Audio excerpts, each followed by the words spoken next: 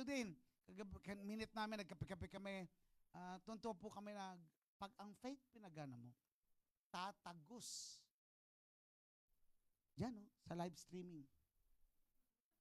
Tatagos ang miracle. Pakinggan niyo ako. Tatagos. Okay. So, halika dito, Sean. Praise the Lord. Praise God po sa buhay nila Apostle Sarah at Apostle Abraham. Nung malaman ko po na darating po sila dito, siyempre sobrang excited po ako. Kaya sa Pilipinas pa lang po, inaabangan ko na sila sa RAM convention nila. From RAM convention nila sa Manila, nandun na po ako. Isang unang miracle sa akin is, naka-duty po ako noon. Saturday po yon. Pero from morning hanggang 5 p.m., napatapos ko po yung convention. So, lahat po ng diniklara, nataniman ko po noon. Kaya po yung kasunod na miracle sa akin Monday, nung pong nasa Baguio naman po sila. Sa ano po nila noon, sa gawain nila, sa retreat po nila sa Baguio. Doon po nagkaroon ng miracle yung sinasabi po ni Apostle na tagos sa live streaming. Kasi po, nung time na yon, pauwi po ako galing work. Sobrang sakit kasi po talaga nung likod ko noon. Sabi ko nga po nung Saturday pa lang, inassign na ako para sa Sunday na magsayaw. Pero talagang meron po kasing masakit sa likod ko. Kasi po, 1 week po ako, January 5 po yung last kong day off. Tapos po, nung nag-request po ako na magpa-day off today, para po sa fellowship po namin nila Apostle, hindi na po ako binigyan ng day off. Pinag-day off na po ako January 24 nung Saturday po. Ayun po, yung sa live streaming, nagdeklara po si Apostle nun na healing. Sabi niya pa nga po nun, tagiliran daw. Ay, hindi naman tagiliran yung masakit ko, likod. Kaya hinawakan ko po yung likod ko. Sabi ko pong ganyan, itatanggapin ko yung declaration ni Apostle. Pananampalatayaan ko, nagagaling ako. Nung pong nasa bahay na ako, nasa biyahe pa lang po ako, masakit na yung likod ko. Tapos sabi ko po, hindi na niyan ako makakapaglaba. Sabi ko, wala na akong magagawa niyan, maiga na lang niyan ako. Sabi ko, wala pa man din akong day off. Sabi ko, ganyan po.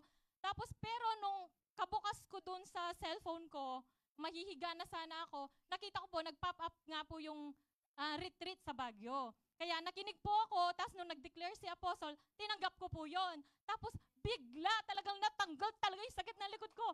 Sabi ko pong ganyan, umiiyak po talaga ako. Sabi ko ganyan, Lord, thank you, Lord. Sabi ko, nakapaglaba pa ako lahat. Hanggang natapos ko pa yung pong live streaming talaga. Tapos po, yun, kasunod pong miracle is yung Saturday. Nung pong meron kaming divine visitation. Tatlong beses. Sa Pilipinas, doon po sa bahay namin sa San Isidro, sa Tarlac po, yung pong pastor namin, pastor ng TFBC, nag-visit po siya sa amin, tita.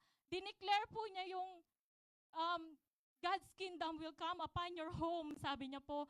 Tapos po, yung pong preaching nun ni Apostle sa RAM Convention, nung nakikinig ako simula umaga hanggang hapon, yun po yung dineclare sa tahanan namin. Kaya nagpapasalamat po ako kay Lord na yung manifestation ng heaven is pumunta po dun sa bahay po namin.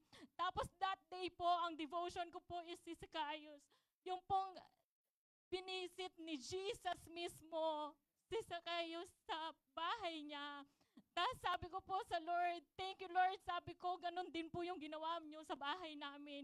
At pangalawa po, na yung pong life group namin, first time sa bahay namin, sa boarding house. Kaya thank you po sa pagbisita ng life group sa bahay namin.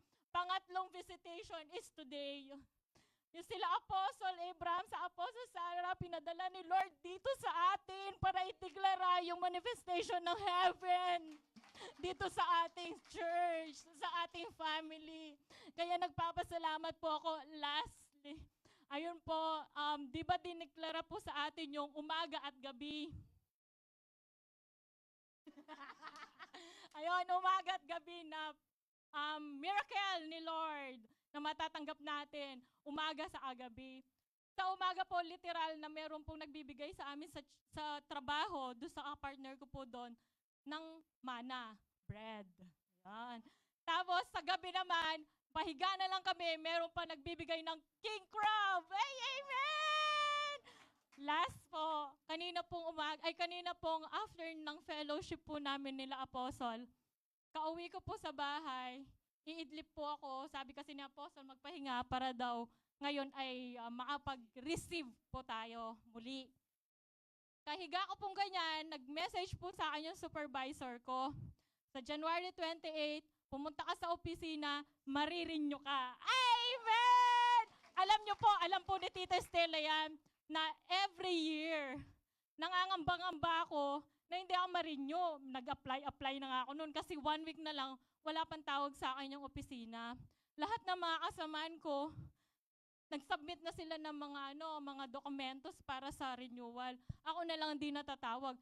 Pero kanina, ako yung una. Thank you, Lord! Alam niyo po yung declaration nila Apostle Sarah kanina sa akin. Sabi po ni Apostle, sa bayad, exempted ka. Pero sa blessing, una ka! Amen! All glory to God po. Ako, di ba? Sinong gustong gayon? Exempted ka sa bayad? Sa blessing, una ka? Kung marami kang tanim at masunurin ka. Kasi kailangan maging masunurin tayo sa Lord eh. Ang inuuna ni Lord yung mga masunurin sa Kanya. Amen. Isa na lang. Sino pa